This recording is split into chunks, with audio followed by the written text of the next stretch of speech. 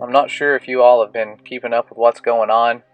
I wanted to share sort of a change of heart that I've had and something that I've learned, a valuable lesson. And it has to do with the way I responded the second time Simon, Dan, or just Dan, came back and addressed one of my videos. And the first time, I thought I did what was right by sending a kind response, and it happened again. And turning the other cheek is usually easy the first time. Second time, really not so much. And I was kind of in that mindset of put the bully in their place, and I lost sight of some things, and I want to address that because, Dan, if you're listening, I hope you are, this has to do with you and what I was shown, and I hope it clarifies things and helps other people out in my shoes, because this is going to happen to some of you out there who are seeking answers, putting your thoughts out there. You're going to come under attack. And I really felt like taking a different approach, one that I knew would get your attention. And so I went with the kryptonite approach, and it worked. And I was watching the end of the video where you addressed two of the frauds. You addressed the bubbles and the flag waving. And I was really surprised that you did that. And so when I saw that you just looked at two, I kind of walked away and thought, wow, he didn't look at the rest. Maybe he really is afraid. And I was kind of like having this moment of like, oh yeah, what I said was true. And really just building things up and thinking that's sort of a victory. And I went away. I had to do some things. I was mowing my yard. And I was asking for guidance into this situation, because I felt like something was off. Couldn't quite put my finger on it, but I felt some conviction.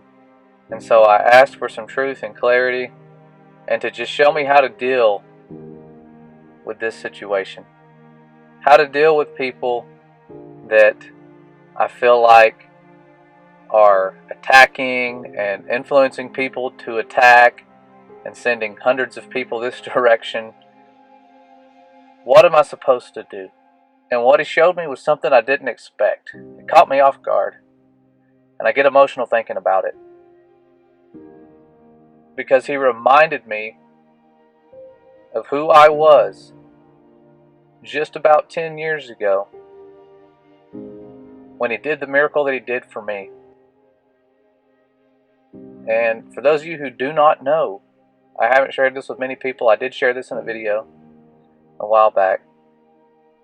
But about 10 years ago, I was at a very hurtful place in my life. I was furthest from any Christian walk I could get.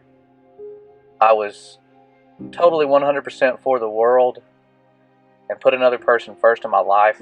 Lost everything all at once and was in so much pain that I would have rather ended my life than deal with that much pain. It was that great.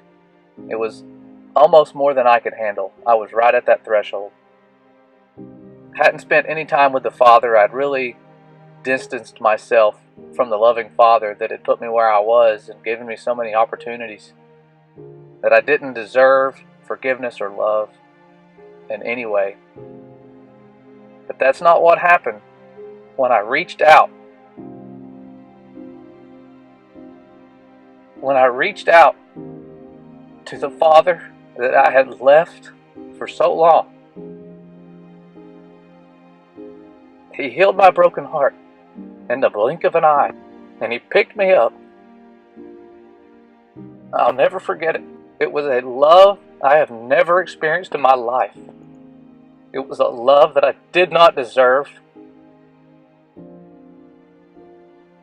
And He showed me some very important things. That the guidelines and rules of keeping Him first, and the simplest of rules that I had forgotten to follow, were not so that He could destroy me and punish me when I messed up. He wasn't punishing me with a broken heart, but I had leaned on the world and the world had fallen away. And this Father that I had left and did not deserve loved me anyways. And when I looked at you, Daniel, and saw your eyes at the end of the video, I had an image of that flash into my mind, and the Father was showing me that He loves you. This would be hard for me to say on my own. So it's not me saying it. The Father, the Great One, the Creator of everything, whether the earth is round or a ball or stationary, the One who made it all loves you. And when He healed me, I believed in that model 110%. That's not a salvation issue. I think we lose sight of that sometimes, and many people point that out. And I thank you for pointing that out. I'm not here to win simple internet battles. That is not why I'm here. The most important thing is who you are and how loved you are. I know that seems off topic. I don't care. It needs to be said. There is so much division out there. We are all so divided. And it's really saddening to see it. I don't want any further division. If you come back and you address all of the fraud, that'd be great. If not, it's no big deal. You really don't have to. And I apologize for what I have done, the way I've handled things. It was immature, and it was not what the Father would have done. All of you are beloved creations of the Most High. That's what I want you to know. That's all that matters. And you need to take that with you. And I ask that that same love that I didn't deserve rain down on you in a way that you've never experienced in your life. It's real. I'm here to tell you it's real from someone who's experienced it and did not deserve it. I love you, and I wouldn't say it on my own because it's not in my will, but it's in His will that you know this. You are loved, and I hope you find it.